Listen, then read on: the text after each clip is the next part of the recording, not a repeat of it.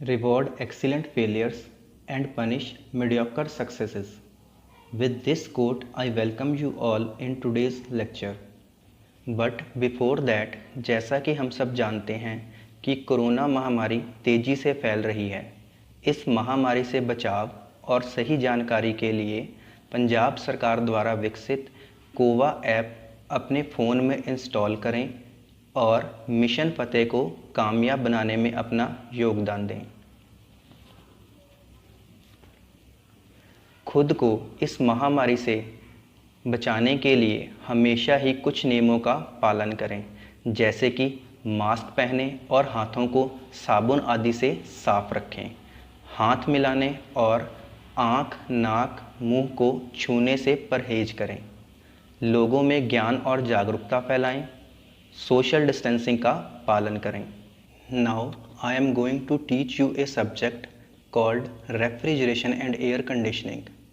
We will start with first chapter, that is fundamentals of refrigeration.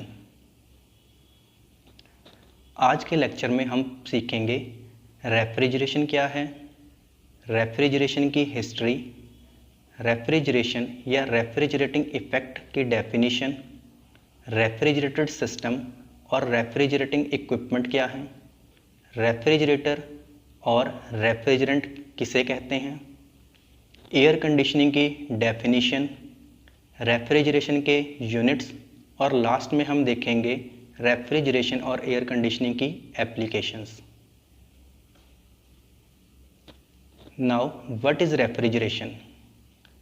वो process जिसमें हम किसी सिस्टम के अंदर एक लो टेम्परेचर प्रोड्यूस करते हैं और फिर उस लो टेम्परेचर को मेंटेन भी करते हैं, उसे रेफ्रिजरेशन कहते हैं।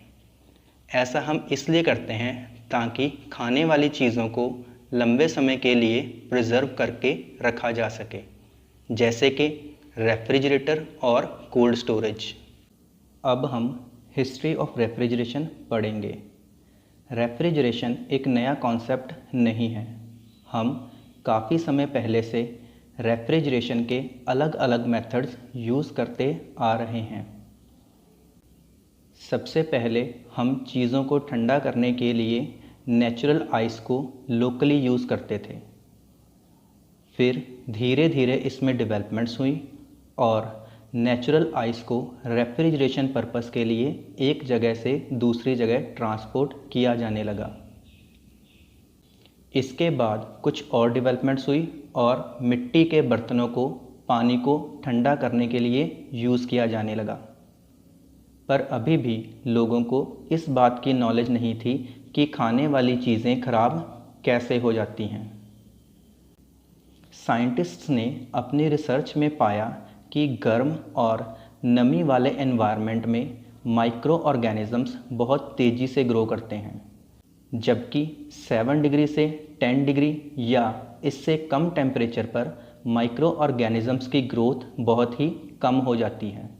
इसके बाद रेफ्रिजरेशन और एयर कंडीशनिंग के फील्ड में कई सारी डेवलपमेंट्स हुई। अब हम रेफ्रिजरेशन और एयर कंडीशनिंग से रिलेटेड अलग अलग डेफिनेशन स्टडी करेंगे। सबसे पहले वो प्रोसेस जिसमें अंडर कंट्रोल्ड कंडीशंस हम एक सब्सटेंस से हीट रिमूव करते हैं और दूसरे सब्सटेंस को हीट सप्लाई करते हैं, उसे रेफ्रिजरेशन कहते हैं। या रेफ्रिजरेशन एक प्रोसेस है जिसमें हम विद रिस्पेक्ट टू सराउंडिंग्स किसी बॉडी का टेम्परेचर कम करते हैं और उस टेम्परेचर को मेंटेन भी करते हैं। वो सिस्टम जिसमें हम लो टेम्परेचर प्रोड्यूस करते हैं और मेंटेन भी करते हैं, उसे रेफ्रिजरेटेड सिस्टम कहते हैं। लो टेम्परेचर प्रोड्यूस और मेंटेन करने के लिए हम जो इक्विपमेंट यूज़ करते हैं उसे रेफ्रिजरेटिंग इक्विपमेंट कहते हैं। एक रिवर्स हीट इंजन या हीट पंप जो हीट को कोल्ड बॉडी से हॉट बॉडी की तरफ पंप करता है, उसे रेफ्रिजरेटर कहते हैं। एक कोल्ड बॉडी से हीट को रिमूव करने और हॉट बॉडी को डिलीवर करने के लिए हम जो सब्सटेंस यूज़ करते हैं उसे रेफ्रिजरेंट कहते हैं। रेफ्रिजरेशन इफ़ेक्ट को हम टन ऑफ रेफ्रिजरेशन में मेजर करते हैं। 1 टन या 1000 किलो आइस जो कि 0 डिग्री सेंटीग्रेड टेम्परेचर पर है 24 घंटे में जितना कूलिंग इफेक्ट प्रोड्यूस करती है उसे 1 टन ऑफ रेफ्रिजरेशन कहते हैं। Cold storage, bakeries, ice plants, dairies, pharmaceutical industry, hospitals, laboratories, ये सब रेफ्रिजरेशन एंड एयर कंडीशनिंग की कुछ एग्जांपल्स हैं।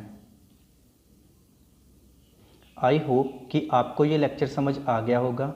Thanks for watching this video.